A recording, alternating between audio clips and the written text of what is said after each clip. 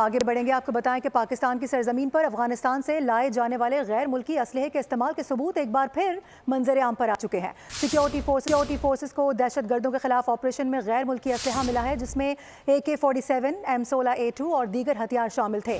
अफगानिस्तान में दहशत गर्दों को अमरीका का छोड़ा हुआ असलहा आज भी दस्तयाब है। अफगानिस्तान बाज न आया, खित्ते का अमन दाव पर लगा दिया।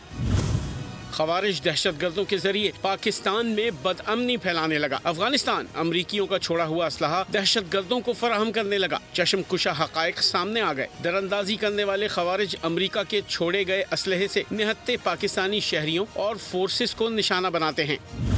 9 दिसंबर को DI खान में मारे गए दहशत गर्दों से M16, A2, M4, AK-47 बरामद हुई। 9 नवंबर को स्पिनवाम में ऑपरेशन के दौरान हलाक खवालजियों से भारी तादाद में गैर मुल्की असलहा गोला बारूद बरामद किया गया। ऐसी ही एक कार्रवाई अक्टूबर में बाजौड़ में की गई, जहां हाई वैल्यू टारगेट खालजी रिंग के लीडर सैयद मोहम्मद उर्फ कुरैशी उस्ताद के कब्जे से बड़ी तादाद में गैर मुल्की असलहा मिला। अफगानिस्तान से जदीद गैर मुल्की असलहे की पाकिस्तान स्मगलिंग और कलअदम TTP के हमले इस बात का वाज़े सबूत हैं कि अफगान रजीम न सिर्फ TTP को मुसल्लह कर रही है, बल्कि दीगर दहशतगर्द तंजीमों के लिए भी महफूज रास्ता फराहम कर रही है।